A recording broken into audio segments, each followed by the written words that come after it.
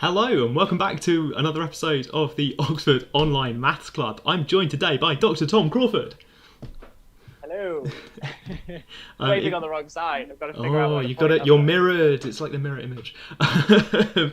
We're going to do some maths today, but first, let's say hi to people in chat. Hi, Rose. Hi, Molly. Molly's telling us about a COVID outbreak in school, which meant it was only Molly and someone else in a maths class, which sounds sort of awesome, but also. I was about to say that sounds like I'm sorry your class have COVID, but that sounds pretty sweet.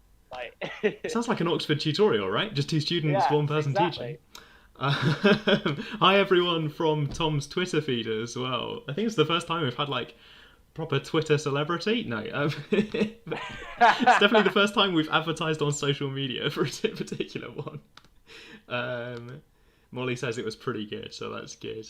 Josh has noticed that I've experimented with cutting my own hair again. Do they always comment on your hair, James? They notice. They notice when I make it all go away. Okay. Do people comment on your hair? Yeah, well, obviously, once I dyed it blonde, that was, there was a few surprises, let's say. Because you freshened it up. It was like, anyway. Okay, right. Hair aside, we're going to do some maths today. If you're new here, welcome to the Online Maths Club. We do this every week.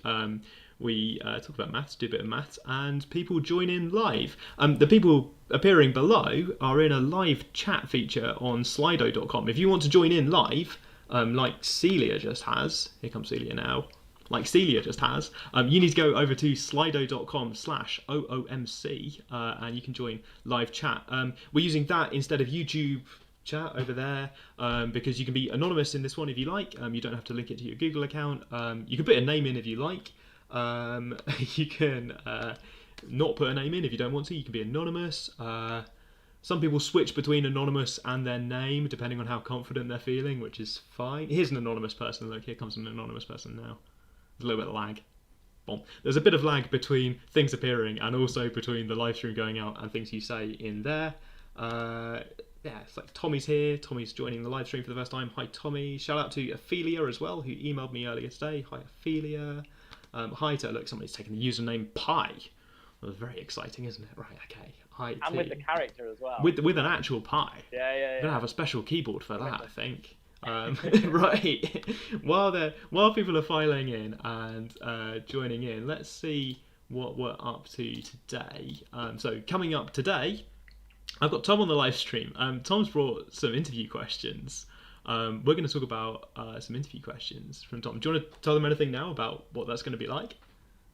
I can, yeah. So basically, it's a question that I asked at interviews last year. So the undergraduate admissions interviews for maths. And that was at Teddy Hall, or St Edmund Hall, is proper title, which is where I teach and do the admissions interviews. So yeah, I'm going to be sharing that question with you all. We're going to work through it. James hasn't even seen it. So yeah. James is going to also be working through an interview question live. And we definitely very much want you all to join in and share your thoughts, your answers, how you're getting on in the chat. This is very much, I mean, I'm sure I've seen a few of these. I know they're very interactive anyway, but this is like, we're not necessarily going to be doing the maths. We want you to do the maths and tell us what to write. I forgot to say, yeah. I normally know what maths we're going to be doing on the live stream. This is the first time I don't know what maths we're going to be doing because Tom hasn't shown me the question before. So I'm trusting Tom. Charlie's here as well, and some anonymous people. Somebody asked a question about deferring, which I'm going to type an answer to later because I want to type a proper answer. The answer is sometimes, if you saw that question fly by. Ask your college. Right, cool. A bit like a Matt live stream. Who remembers Matt live streams? They were fun, weren't they? Did some Matt live streams. Matt live streams are coming back on the 5th of August. So that's a little advert there. Okay, further readings posted every day on the, every Friday on, not every day, every Friday on the Maths Club website, which is maths.org.uk/r/club. That's related stuff to whatever we talked about on the live stream, other things we've thought of, things we forgot to say live, other stuff going on. Adam has remembered where Adam remembers Dr. Crawford from. YouTube. Right, okay. Are you allowed to have a paper? You can have paper during interviews. You can have paper now if you want paper now. Approach guy. You will need it. You'll be drawing diagrams. We're going to be drawing diagrams and doing bits and pieces of maths. Okay. Yes, you should all have paper and pen ready, I think. And I hope you're. I think this is a great problem, and I hope James is going to enjoy it. I hope you're all going to enjoy it. So yes, definitely get yourself some paper, get yourself a pen, and we can get stuck into it. The YouTuber, right? Okay, that's right. That's right. The only one on YouTube. That's right. Today on the stream, I've got the YouTuber. Right. Okay. It's time to reveal that you've brought an entire blackboard with you. Let's switch to that now. Okay. Right. Fabulous. Yeah. So the full YouTube setup, seeing as we've just been talking about it. So I guess, as I've said, the plan is very much for me to introduce this problem, which was an admissions interview question, as I said, that I used last year. So it requires you to think, but the knowledge that you need to solve the problem is nothing beyond what you know at school. Possibly nothing beyond even like GCSE maths. It doesn't require you to know anything new you haven't before. As most of these interview questions do, they just require you to think very creatively and very cleverly about what initially perhaps looks like a simple problem. So the setup is going to be as follows. We have a square of whatever size you want the square to be. So as long as it's a square, so clearly we know all four sides are the same length, but they can be whatever length you want. And what we're trying to do is to fill the square with rectangles. And the one rule about these rectangles is that they have to be in the ratio 2 to 1. So it could be length 4 and length 2. It could be length a half and length a quarter. It doesn't, the numbers don't matter, but all of the rectangles have a longer side twice the length of the shorter side. And the question we're interested in asking or answering is, for what numbers of rectangles can you fill a square?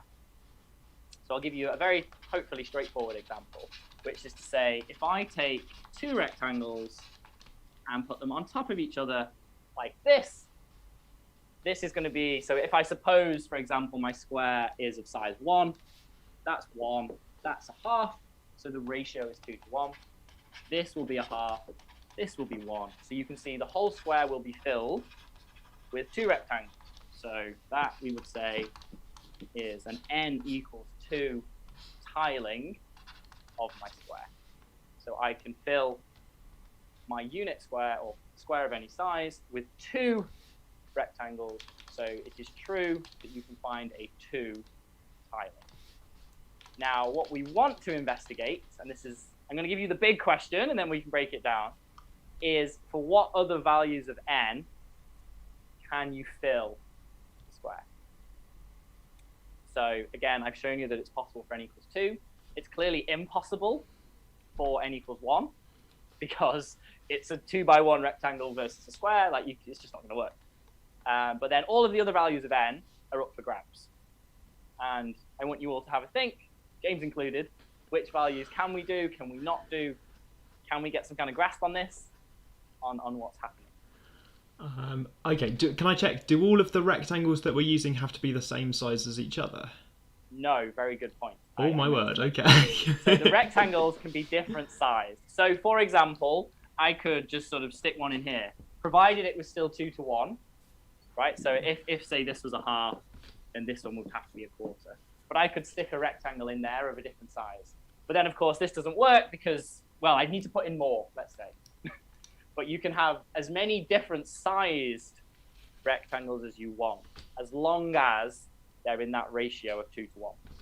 Okay. So I can have lots of different things going on.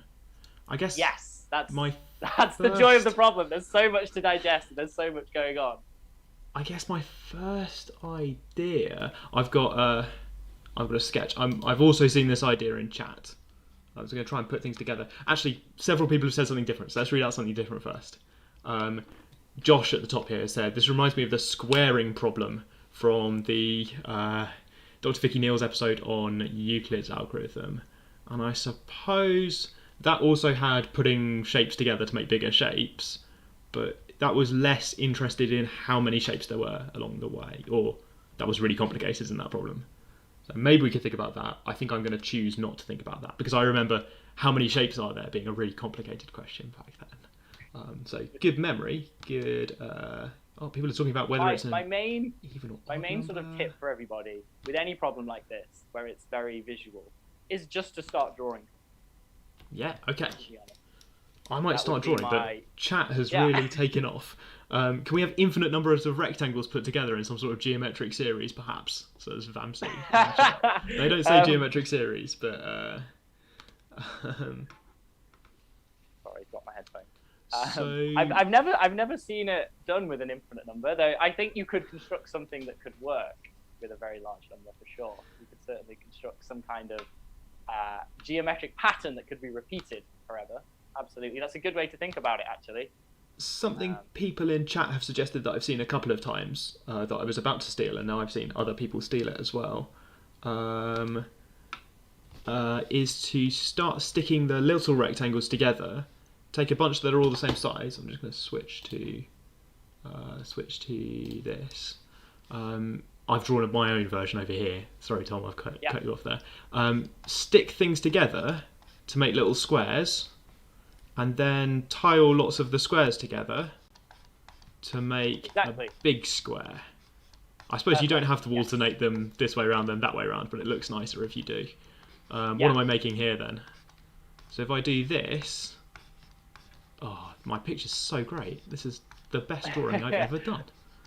If I do this, nice with the alternating pattern. I think I saw a floorboard like this once. Then this is my little squares are 2 by 2. Or how many have I got is the question, I suppose. I've got 2 over here, and they're arranged in a 4 by 4 thing, so I've got 32 overall. And people in chat have suggested that you can do this for any m. So if n is 2 times a square number, then you can pair them up and put them together in a square. Like a big collection of numbers. That is a very, very good starting point, because not only there, so the example you've drawn, James, obviously has 32, but not only have we got like an actual example, so clearly, so we know that n equals 2 is possible. You've drawn 32, for example. But then you've sort of taken the next step in this problem, which is to say, how can we generalize that? And as you said, I think I saw lots of people in the chat had spotted what was going on. So you kind of take this idea of squares, where each square is made up of 2 rectangles, so you can actually get it for 2, let's call it k squared, the k being an integer, right? So you're writing k in z, possibly z positive, or yeah, sure. I don't want to think about negative numbers, but yeah, sure, okay. 2 times k squared. Let's go for z plus, So so you can take any square number. So then that will give us what? So if we've got 2, then we're going to get. Well, does it work for 4? Oh, it does, but it'll be 8. Right. Okay. Good. Right. So we can get 8, and then what? 9. 2 times 9 is 18. Yeah. It's hard. Mental arithmetic's tricky.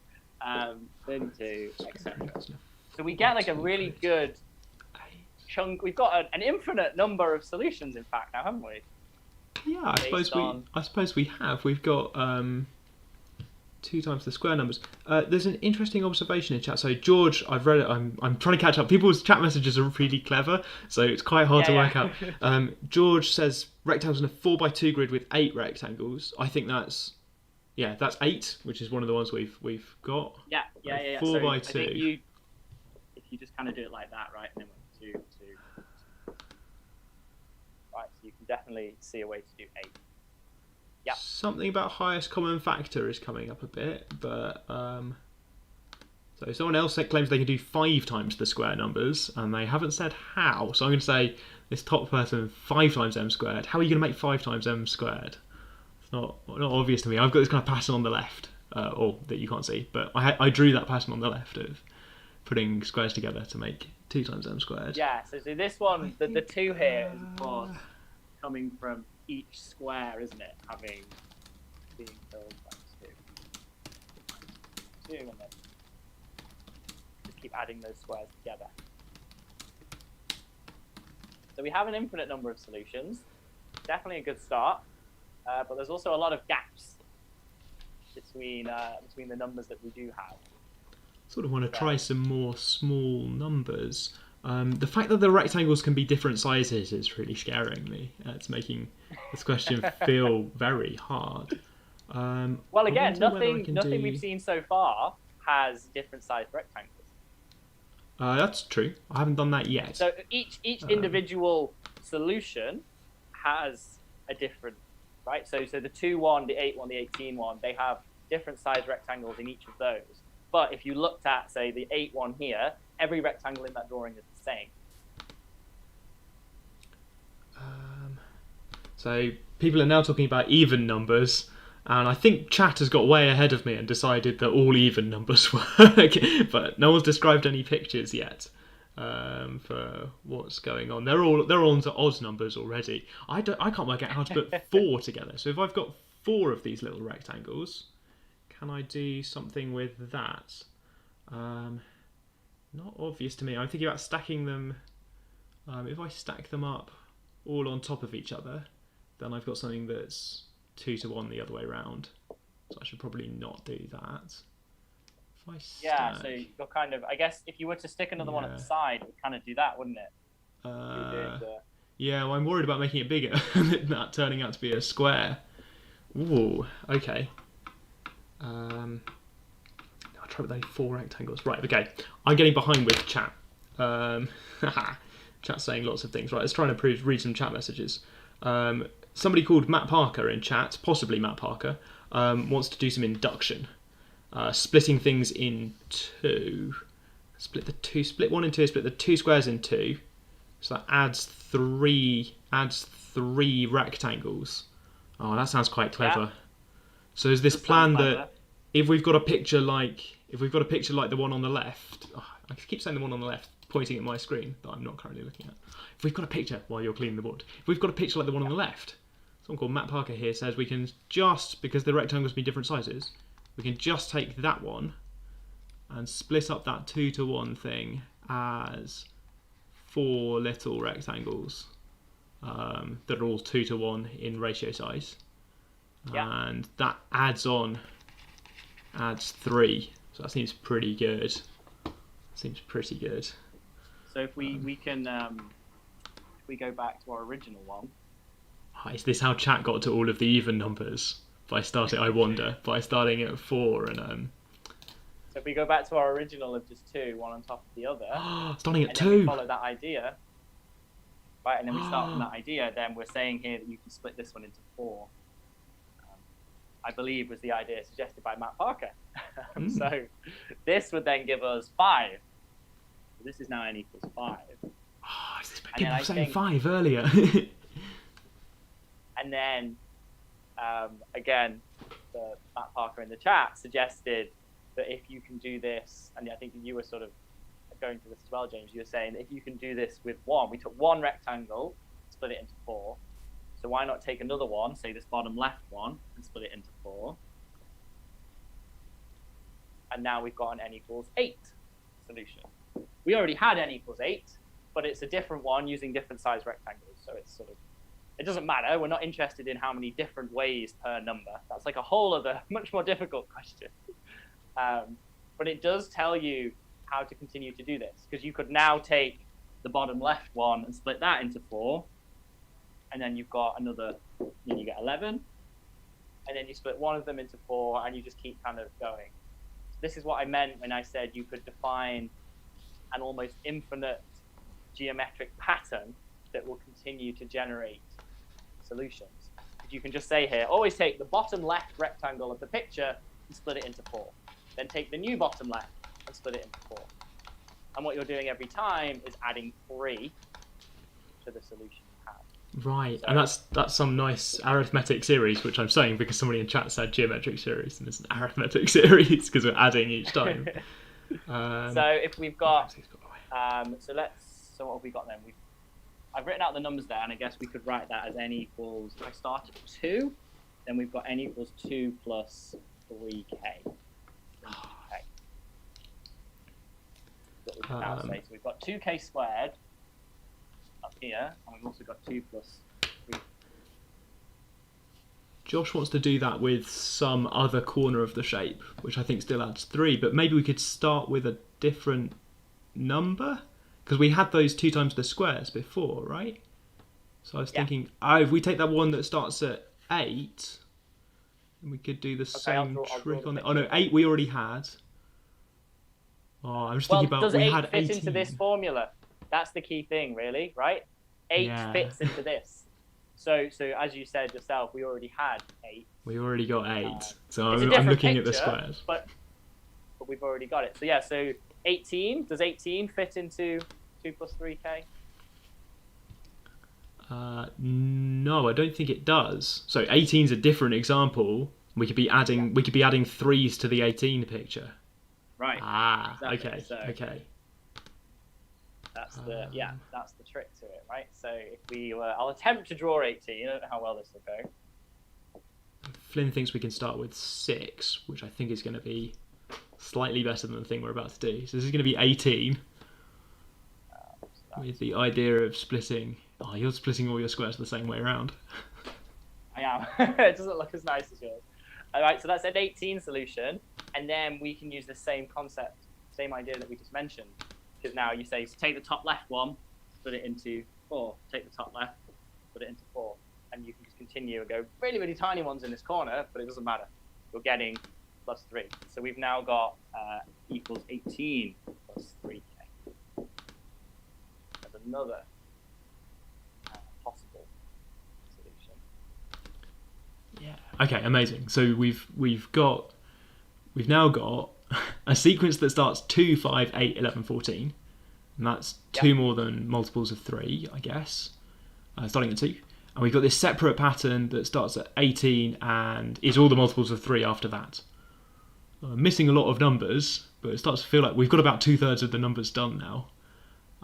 Yes, good. Why are we... So, I'm picking up on that one, James. Why have we got about 2/3 of the numbers? I agree with you, but...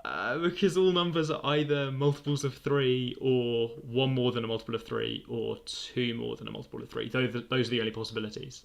I don't have to say, or they could be 3 more than a multiple of 3, because that's another multiple of 3 again. Already good. So if you're given any number n, it's either... it can either be equal to one of the 3 things James said. It's either divisible by 3. So n can either equal 3m, some m, integer, positive integer m. It can either equal 1 more than a multiple of 3, or it can equal 2 more than a multiple of 3. If it was 3 more than a multiple of 3, then you're back where you started.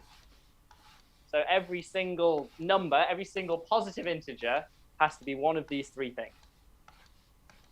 It's either a multiple of 3, it's 1 more than a multiple of 3, or it's 2 more than a multiple of 3. So over here, what have we got? We've got, this is 2 more. This is the 2 more than a multiple of 3 set of numbers. N equals 2 plus 3k. And then when n equals 18 plus 3k, that's going to be the actual multiples of 3. So that gives you 18, 21, 24, 27, 30. So beyond the number 18, we have 2/3 of all numbers. Beyond the number 18. That's a very good start from... So I can see someone's mentioning modular arithmetic. That's another way to think about it, but I know you don't do that at school. So that's why we avoided saying the word modular arithmetic, but you are correct. 2 ideas that are coming up in chat bit. Rose is talking about we haven't done the case where we're 1 more than a multiple of 3 yet.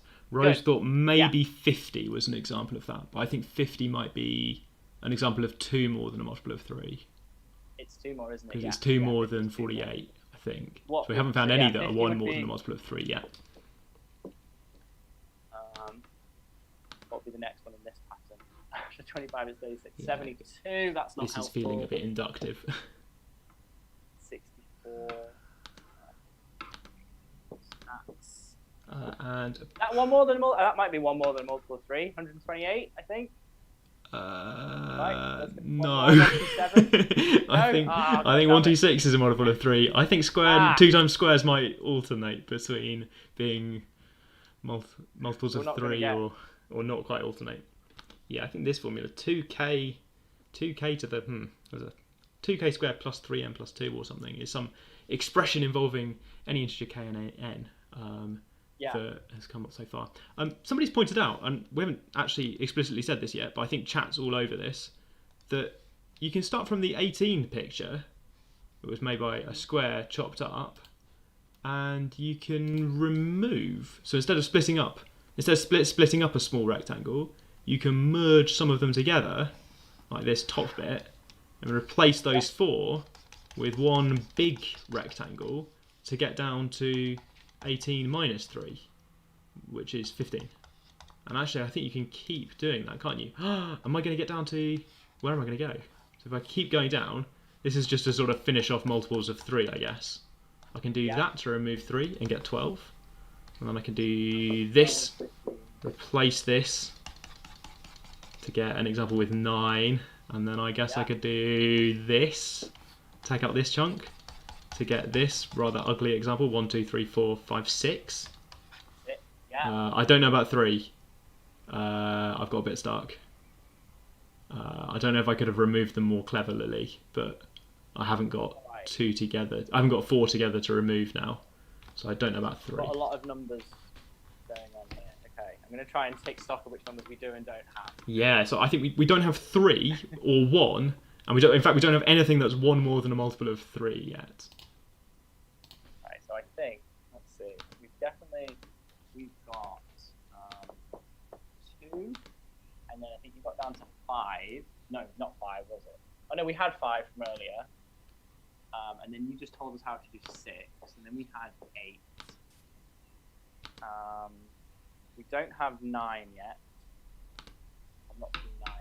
Or did your example just give us 9? It did, didn't it? I think I've got counted backwards in multiples of 3, 15, 12, 9, 6, 3. And Josh in chat has just said they've maybe done 16 rectangles together, which would help us out a lot.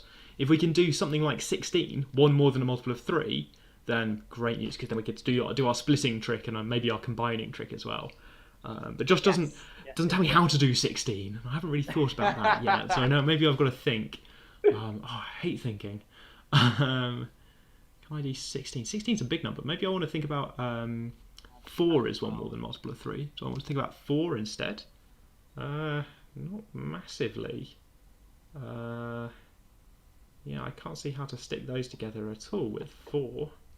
It could all be different sizes, which is a bit annoying. Yeah, Zach's pointed out that those squares, 2 times squares is never going to be 1 more than a multiple of 3, according to Zach. Some sort of fact about powers of 3. Yeah, I think we kind of sort of figured that out without doing it properly. Ali's got one with 7. Again, people are telling me. I know we got two messages here. One person who said 7 is 1 more than 3, and at the same time, someone else has said 7 is not possible. That's exciting. 7 is definitely 1 more than multiple of 3. But we're missing it. Chat's getting a little bit spammy. I'm just trying to filter through chats to get through to. If you've put something clever in chat, then sorry. People have put lots and lots of spam in chat today. So, I think at this point, we had we sort of cottoned on to a couple of tricks. I think, right? So the first trick we had, I think at this point, is maybe worth taking stock. So we sort of had the idea of starting in the case of 2, and then we said, well, you can always then split it up to get a +3, and then you can keep doing that. And that gave us our 2 plus 3k case up here. And then we had another idea. Did we have another idea? Well, James managed to get us down to 5, didn't you? I got 12, 9, and 6 with a stolen idea from chat 12, about 12, 9, and 6 by subtracting 3s. That's not right.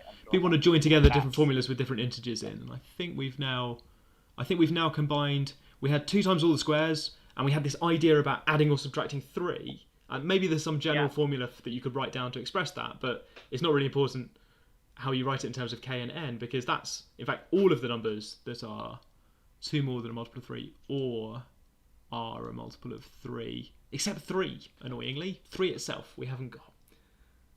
And then you told us your idea for doing 6. So this one, just to come back to this idea about the method. So I'm calling this the dividing method.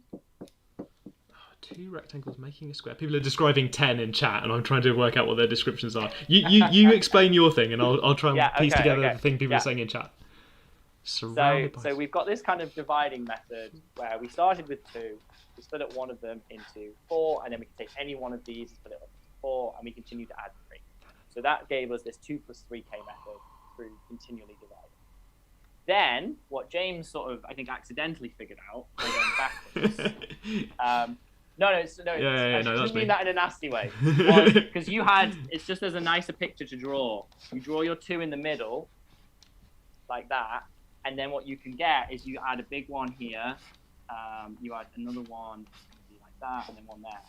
And now you've got, so this is the building up method. So you start with 2, and then you can just continue to add 4 around the outside based on this picture. So we started with these 2 in the middle. This is why I said sort of accidentally, James, because you started from a larger number and then sort of were like taking away these ones on the outside almost. Yeah. But you ended up drawing basically this picture just rearranged. Yeah, I had it rearranged. You had these rectangles. You had these. I was so close to having that picture, but I didn't quite have that picture.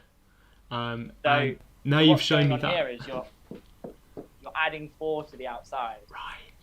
Someone said this. Who said this? Someone. I've just been trying to piece together a chat message. It's an anonymous person, so congratulations to all anonymous people watching. This gives you plus 3, and this building up method gives you plus 4. So what does that now mean for our list? I think we can do 10. We can do 10. Right? Yeah, because we've got 6. We've got 6. We don't even need to try and draw it. We know that, well, we've got 6 here. So 10's just adding this one on the outside, isn't it? Like that. For the record, this is the chat message that made me understand before while you were explaining. Very well done, anonymous person. Made me draw. Yeah. So now we've got, right, so if I go back to this list, we've now got 10. Okay, I'm gonna write out the list again. We've got our 2 rules. This is the trick to this, right? Is we've got the dividing rule, which gives us plus 3, and we've got the building rule, which gives us plus 4. So we got to be done now, right? We can even subtract 3, right? We had n equals 2. Then our next one we had 5. That one gives us 6. We had 8 because we had 5 plus 3. We already had 9 because that's 6 plus 3. We now have 10 because that's 6 plus 4.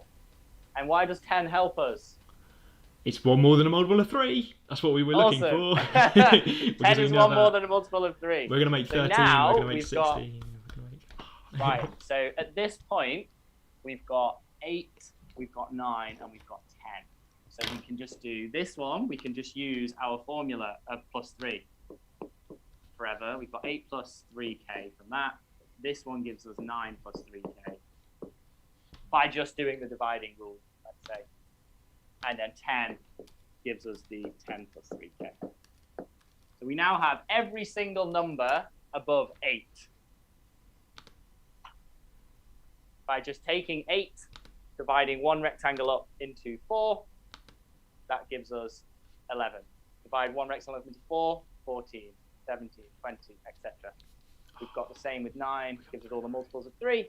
Same with 10, all of 1 more than multiples of 3.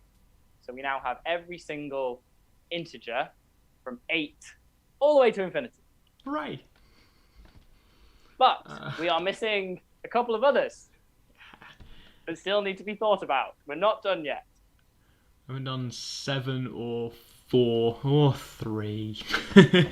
So one is clearly impossible. I hope everyone is happy, right? One rectangle on its own is not a square.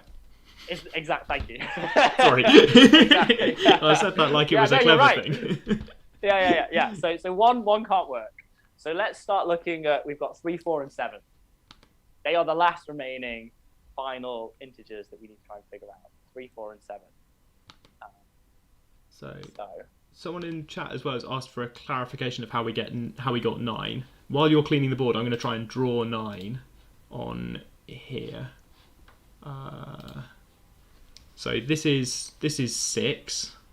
And then if I put 4 more around the outside, huge rectangles, I can get up to 10. That's a kind of +4 operation to get from 6 up to 10. And then to get to 9, I need to subtract 3. I can do that by splitting one of the rectangles into, oh gosh, that was a terrible picture, but splitting one of the rectangles up into a stack of 4 by 2, like rectangles like that. No, that adds 3, doesn't it? Not that at all. 13. Nice, got a 30. I've added 3. I've got up to 12. Oops. How did we get to what was I aiming for? I was 9. aiming for 9. I was aiming for 9. What did I get? I did not get I it. think I got it just from... follows from 6. So you draw 6. I like draw you said, 6. James. You draw 6. With your 2 with your 4 around the edge. I was really confident there as well. I thought, great, I finally get it. I can draw all these numbers. Yeah, draw your 6. 6 and then use the division trick. The division trick adds 3. So pick one of your rectangles and divide it up. 6 plus 3 is 9. There's 9, for example. There's 9. That would be 9. Right. Yeah. So it's rather than with a lot of these cases, obviously you could try and draw the pictures for sure, but once you've figured out the 2 rules of divide one rectangle into 4, we'll always add 3. Stick 4 around the outside of your square, we'll always add 4. Once you've figured that out, you just need to say, like, yeah, you just kind of know it will exist, and then you can try and draw the picture by starting at one of the small cases and following the either +4 or +3 routes. And give us the answer. So we've got 3, 4, and 7 left. Solve this problem. And let's do a quick I wanted to know recap. for which end. Just we do a recap of what we're trying to do. So we're given a big collection of rectangles that each little rectangle has got to be side length ratio 2 to 1. They can be different sizes from each other. We're trying to put n of them together to make a big square. We'd like to know for how many of these little rectangles can we use to make a big square. So you could use 2, like on the board there, or we've worked out you could use that's 5. They can be different sizes. We've got 4 little ones and a big one on top there. Or we worked out laboriously. You can do 8. If you've got 8 or more of them, then there's some pattern to put them together. So we've done all the numbers above 8. And we've done 2, 5, and 6. We have not done 3. We've decided 1's 4, impossible because rectangles are not squares. So we're left with 3, 4, and 7. Okay. Yeah. And that question came from the user Tom Crawford. I can see. Using you're my busy. mind powers. Using your mind powers. Right. So it says Slido. It's a great use of mind powers. Let's try and do 3. Let's just sort of go in and say, right, let's aim to try and fill this square. 3 rectangles. Now, something that's really helpful here is to think about the number of corners in the space that's remaining. I think, yeah, I saw something like this fly by in chat from Zach. Yeah. To think about. So, I have 3 rectangles that I'm allowed to place in my square, and obviously I have to fill 4 corners. So I've got 3 rectangles and 4 corners. So, of course, that means that at least 1 rectangle must touch 2 corners.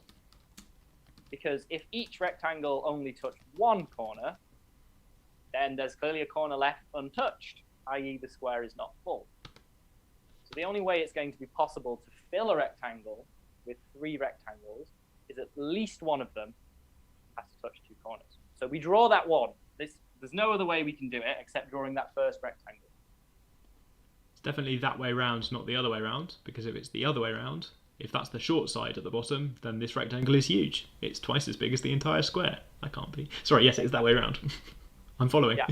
So let's say this bit's now filled, right? Let's say the top's filled. That's a rectangle put in place, and we filled 2 corners. So now we've still got 4 corners left. Obviously now the bottom space is a rectangle, but we still have 4 corners left, and we've got to fill these 4 corners with only 2 rectangles left now. So I can't split it down the middle because that'll be two little squares, and I'm not building out of squares. I'm building out of 2x1 rectangles. Well, even before sort of trying to think about splitting it, if you just follow the same kind of argument about the corners, so one of them has to touch at least two corners. Yeah, I suppose it does. Because if one of them touches three corners, it fills the whole space, right? If you have a rectangle that touches three corners, it actually fills the whole space, and you've got n equals 2 when you've got a rectangle left over. So that's not helpful. So one of them has to touch two corners. So you can draw that rectangle to size. It goes in there. Oh, and then that leftover bit. And then what's left? So if we say this is 1 by 1 square, that's 1, that's a half, that's a half, this is a quarter, we've got a space left, which is 3/4 by a half. And we've only got one remaining rectangle. So it's impossible. Can't do 3. Brilliant. Okay, I like that idea about thinking that if you've got a limited number of rectangles, then someone has got to line up with the edges. That's quite cool. Feels a little bit pigeonhole principle. There's a lot of different ways, for sure, of showing that 3 isn't possible. This just happens to be the favourite one I saw last year. Was somebody explained it this way. I thought it was a really nice way to think about it. Was to say, again, going back to the beginning, we've got 4 corners, 3 rectangles. One of them's got to hit at least 2 corners. There's no other way that can. Because if one of them hit all 3 corners, then it would in fact be too big to fit inside the square. Right. So the only thing that can happen is one has to hit 2, because you can't have 3 of them where each one's just on one corner. Then there's a corner left, so there's space left. So you have to draw this rectangle. You have no choice but for one of them to be that one. And then through a similar argument, you have no choice but for one of the remaining 2 to touch 2 corners, and then the space you're left with, you can't get to this point, any other way. You have to get in this position, and it's just not in the ratio 2 to 1. Okay. So game over. Can we do something like this? Can we do something like this for 4 as well? I've got this feeling that maybe 4's not possible for basically the same reason. Can we try and make that work? Exactly. So if we take the same argument, 4 rectangles, 4 corners. Now you could say that there's sort of a bit of a choice at the beginning, because you could either have 1 rectangle per corner. So you've got 4 rectangles, 4 corners. So you could have 1 per corner. Maybe that will work. Or you can have one of them touching 2 corners, and then you get to the same position we're in. So if you go down, so there's kind of 2 cases, I would say, initially here. 4 rectangles, 4 corners. You've got case 1, which is, let's say, 1 rectangle, 2 corners. So that's our first drawing. So that's this bit. Let's go down this case, and then we'll come back to the one in a moment. So you draw that one before. Then you can say, okay, so again, I've got 4 corners remaining, and now I've got 3 rectangles. So just like before, one of them's got to hit 2, at the very least. So let's have one of them hitting 2. Well, if it hit 3, it'd be the whole shape. So one of them has to actually hit 2. So you have to put the same one there. So now we're exactly where we were earlier, except we've got 2 rectangles to fill this gap now. So again, we've got 2 rectangles left, these 4 corners. What can we do? They could be 2 and 2, possibly. So if you tried to go down the route of 2 corners per rectangle, you'd have one here, which would then leave you with a square. So that doesn't work, because obviously it's not a rectangle. We can't do 2 and 2. So maybe one of them fills 3 corners. Well, then that's the whole shape, which isn't an actual 2 to 1 ratio. Maybe one of them fills 1 corner. Maybe we could have something in here. But hopefully you can see, no matter what size thing you put like that, you're obviously not left with a rectangle. So you begin to kind of run down a similar sort of blind alleyway, dead end, let's call it, where you can't do it. So case 1 isn't possible. And then the other case, going back to the beginning, might be to say, well, instead of having one of them having to hit 2 corners, what if each rectangle hits exactly 1 corner? That's another possibility that could happen. So, 4 rectangles, 4 corners. And then case 2 is to say now 1 rectangle, 1 corner.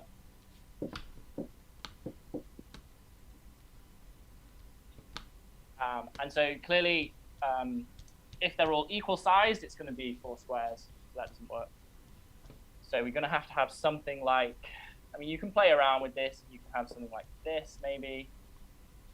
And then you can try. This one's a bit harder to rule out all of the possible cases, but no matter how you kind of break up the shape, you can almost picture it as having like sliders. Imagine being able to move this around, move that one up and down, and also move that one around. You can't move them around to get 4 actual 2-to-1 ratio rectangles. That's complicated. Okay, that's really involved. Yeah. So 4 is also not possible. The case of 4 isn't possible, but it's harder to show, but it follows a similar kind of argument of 3, which is like exhaustion of cases. So this kind of proof by exhaustion is maybe what you would. It's just there's a lot more cases to consider. So it would take probably about half an hour. Goodness me, I don't want to think about 7 if that's the case, because 3 was a lot of work, 4 was a lot of work. We've only got 7 left. Yeah, 7 is the only one left. So do we have a general consensus on whether we think 7 is or isn't possible? Well, I think there's someone I'm going to bring in here who's Tommy in chat, who's been patiently waiting because Tommy put ages ago a way to do 7 that I haven't checked. Don't let me down now, Tommy. But I think, chat, there's a reply, someone agreeing, people are giving Tommy thumbs ups. It's all looking good. I'm going to try and do Tommy's big pressure moment. I'm going to try and draw Tommy's the only approach. One left. It's the only number left. We've solved it for every other number now. So you can't do it for 1, 3, We're or 4. We're going to try. Can we do it for 7? Here's what Tommy's given me. A 6x6 grid.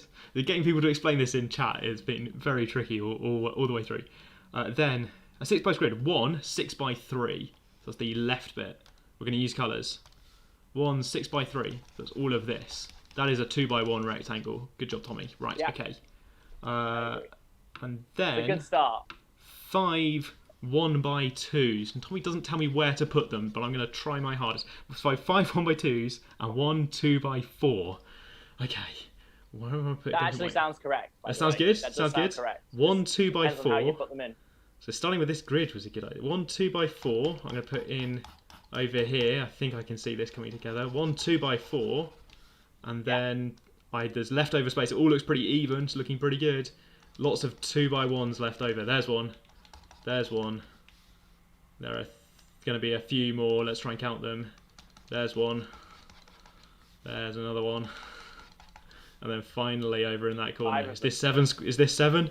Has Tommy done it? This is 7, yeah. This is it. This is the one. I love the way of describing it through the grid as well. That's genius. The grid coordinate. If only I'd had coordinates for the corners. But yeah, no, we got there. 1 2 3 4 5 6 7 different rectangles, 3 different sizes. Each rectangle is ratio 2-to-1, and they've all been put together to make a square. Round of applause for Tommy. Good job. Thank you very much. Very good, Tommy. Right. Well done. Well done, James, for deciphering and interpreting. Yeah. So I've drawn. This is how I would. Normally draw it, and you can. I mean, you've obviously your grid is probably a better way to visualize it, to be honest, because you know that they're actually. Why is your picture so much tidier than mine? I knew the shape, so it's quite difficult. The hint that I would normally give out in this situation, if we get to the stage of trying to figure out 7, then the sort of hint that I would give is that you need 3 different size rectangles. That's like. This is because all of the other examples we've seen, at least the basic ones, started with just 2 different size rectangles, and then we got all our cases from there. So this is like 7 is definitely the hardest for sure, but it turns out that 7 is possible. So it means that to answer our original question, for which values of n can you tile a square with 2x1 rectangles, it's all of them except 1, 3, and 4. Wow. And we. Yeah, so that is the fun fact of the day, everybody. I think tiling squares with 2x1 rectangles. We've been able to do it for all values except 3. Zach's got an interpretation that this way of putting rectangles together is kind of new because it's using 3 different sizes, I guess. It's called Yes, Tommy's method in absolutely. chat. Tommy's method lets us go from n to n+5, possibly, because it's a way to, maybe something like that, because it's a way to replace, I guess you replace one rectangle with Yeah, with 6, 6? right? Because this, if you think of it starting as the Oh, that 2, side of it. You replace one so rectangle this with gives that you side. 2 plus 5k. Yeah, because then you just take the big rectangle and split it You with add 6. 5 like that. We found a +5 rule. Even better by some complicated combination of rectangles put together. That was the trick then in the end, wasn't it? Yeah, we had the +3 rule. So this one was the dividing rule that I called it divide. We had the one where you built them by adding them on the outside, which is 2 plus 4k. And then with those 2, we actually got all the numbers except 7. You just needed, so you don't need the general rule, but like the magic of the 7 one gives you the other rule. And then all numbers are now covered. Yeah, Amazing. 7 that didn't fit into one of these 2 for the divide and build rules. You needed that final 7 case. Fantastic stuff. 2 very quick apologies, sorry. One, I've got an error message from YouTube about my streaming rate. If you're having trouble seeing what's going on, then it's because my computer's dying. Sorry, computer. Secondly, if you're having trouble getting your chat message through in the live chat, it's because I think from the Twitter link, some spam has followed us through. We're getting unusual amounts of spam in the live chat that I'm filtering. Which is also what I'm going to blame. Filtering spam is what I'm going to blame for not paying total attention to everything that was always going on. Right, we figured it out. We did it. I'm impressed. We got through. Right, so I don't think I had, as I said when I did this question last year in interviews, like nobody got all the way to the end. Right. You've only Which makes it a fun interview question, right? Because if nobody's going to get to the end, you can challenge people with different bits of it along the way and give them opportunities to do bits and pieces of mathematics, which is how I like to do interviews as well. There's also other ways you can approach the problem. So we were, I don't know if any of you did this, but you can try and approach it algebraically. So you can say, I have a square of area x squared. I have a rectangle of area 2y squared. It's 2y by y. And then you can try and figure out when you get integer solutions for various equations that way. Oh my word. It's not particularly nice, but you can get some solutions that way. It's tricky, isn't it? Because it's not just having the right total area, it's also how you fit them together. Or is fitting them together actually easy? I think that just tended to be another route that I've seen students go down, is they sort of approach it from the area perspective. And as I said, it definitely doesn't, I don't think, get you as far along with the problem as we had through drawing pictures and trying to figure out the way to, the trick to it, because we're obviously trying to cover all possible integers, the trick is to figure out how to build up further cases from the ones you have. Right. I think what a lot of people cotton onto, and you cotton onto as well, James, quite early on, but you want to, because we got there straight away with the square numbers, right? We immediately got an infinite number of solutions. I think for me the barrier of getting into the problem was the rectangles were allowed to be different sizes, and that has sort of infinite possibility in it. That there are going to be rectangles of completely different sizes all over the place. And that really worried me, and I was expecting all the solutions to be super esoteric and weird, and I should have just settled down a bit more and thought, well, let's start with all the rectangles the same size, and then try 2 sizes of rectangles, and maybe put an artificial limit in to sort of limit my exploring. If you're exploring something very big, then again, once you the trick is to focus on the small cases, and then once you spot the patterns, that gives you all the big ones, definitely. And there's I can see lots of people suggesting sort of extension problems and things. Of course, you can try this and say, well, what if my rectangles are 4x1 or 3x1? Right. And you can play around with there's obviously so many different ways of extending, because the 2-to-1 is relatively arbitrary. That was just something when we were coming up with this question, that's what we picked, and then we played around with it, and just so happened you could do it with all of them except 3, 4, and 1. Cool. So speculation, if you have other shapes of rectangle, do you get roughly the same sort of result? That there's small things you can't do and then big things you always can? Or no? Maybe not. I honestly don't know. So this one you can do almost all of the numbers. Yeah. I mean, in some sense, this is perhaps the simplest how I thought about it, because it's 1 to 2. If you're looking for at least integer ratios, if you went to like 1 to 3, 3 isn't a factor of as many numbers as 2 is. Right. So the splitting method is going to give you +4 instead of +3 or something. Maybe something like that. Or +8 instead. Plus some huge number of splitting up a long skinny rectangle. You get. Yeah, no, I think you would still end up with the same general pattern, in that at some point you would find a method of being able to always get +3 or +4. Oh, maybe. But I think your basic starting cases, I imagine, would be higher. So, for example, you might either. 2 won't be possible, will it? For example, 2 won't be possible. Okay. I doubt 3 or 4 will. Maybe 5, maybe 6. I don't know. Like, I think the lowest case, if you had 1 to 3 ratio rectangles, for example, would be a lot. Would be a higher number than what we saw here. Can you eventually do? For large enough m? Can you do all of the numbers beyond a certain point, like 8 for us in the previous one? So George's extension, different rectangles or ratios, and George has also challenged you to make a program to try and do it, which sounds like a sort of computing challenge. I don't really know where I'd start with that. And Zach's got a suggestion here. Oh, people want to do triangles instead. Molly's got maths fact of the week. Yeah. Molly's maths fact of the week is suggested by Molly, and or in collaboration with me, and then I usually read it out. Molly's maths fact of the week is that numerology exists. There's a numerologist who works with Jay-Z and Mike Tyson. So you can think about qualities of numerology in there. Cool. That's less a maths fact. Well, I suppose the fact that somebody is employed as a numerologist is a fact. We're sort of stretching. Yeah, potential. Yeah. Next time you do a careers fair for mathematicians, numerologist, it exists.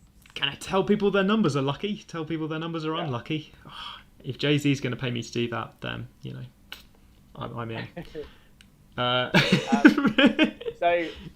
If people are looking for, some of you may already know about this or seen this, but if you're looking for other sort of similar style problems, so not in the sense of like geometry and squares and things, but in terms of former admissions interviews questions that I've used, there's 2 more on my YouTube channel. So there's one about Gabriel's horn, where I actually interviewed Steve from Black Pen Red Pen. So many of you are big YouTube maths followers, which I'm guessing most of you probably are. The other YouTuber. So I asked, sorry. So I asked Steve to try and figure out the Gabriel's horn problem.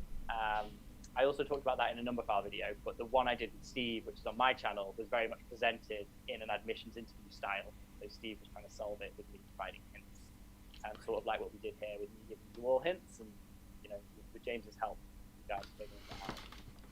And there's one other one that I also did with Steve, but this one, definite, warning.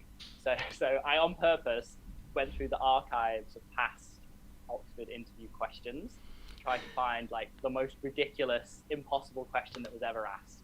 And this was from like 70 odd years ago, about prime reciprocal series. So between me and Steve, we try and figure it out. Okay. And it's insane. Yeah, it's very A-levels, cool maths. The things like A-levels are very different back then, I think. So of course. I think you learned different maths before. Okay. You would not in any way be expected to know like a single thing that we talk about, but just in terms of fun sort of like maths puzzles to try and get your heads around, or try and just to get your teeth sucked into outside of school stuff. Cool. I guess we'll put links to both of those in the further reading if I can. Yeah. Usually when I've told the live stream we're going to put it in the further reading, I'm going to have to dig out the links for it. For links and every day apparently. Every day, slip of the tongue, and suddenly I'm doing 7 times as much further reading. Anything else you want to mention at the end while we're wrapping up? No, not really. I mean, just other than there's obviously I put a video out every week on my channel covering all kinds of stuff. I definitely do quite a lot of fluids. So I know someone earlier mentioned to James, they were wanting to know if we were going to talk about Navier-Stokes, because, well, James did fluids as well, so I'm sure he's told all of you that as well if you're a regular watching this live stream. So yeah, there's a lot of like fluids content. There's some GCSE maths content on there if anyone watching is a bit younger as well. And so just check it out. Hopefully you'll find it fun. I enjoy making them. It's really cool. We all love maths here, right? It's just... Brilliant. Right. Okay. So that's Tom Rocks Maths on all social media, right? Yes. Oh, okay. Yes. At Tom Rocks Maths, and the YouTube channel is the same. I actually have it tattooed on my arm. Can't see. Not quite in focus. It is. It's also on the blackboard. Oh yeah, but you know. Yeah. Yes, there we go. There we go. I've got it into focus. There it is. Right. Right. Okay. If we get to 1 million subscribers, I'll tattoo Oxford Mathematics Plus. No, I won't. But okay, right. I was going to say, James, Oxford Mathematics Plus, just across the air. No, not happening. Right, thank you very much, Tom. It's been great having you on the Oxford Maths live stream. We're going to wrap up the live stream there. Chat has been extra lively today. I think I missed a couple of questions in there about admissionsy stuff, which I'm going to go and dig through to answer them by typing. But otherwise, thank you very much, Tom. And I'll see the rest of you in 167 hours for the next episode of the Oxford Online Maths Club. Bye. Cheers. Bye-bye.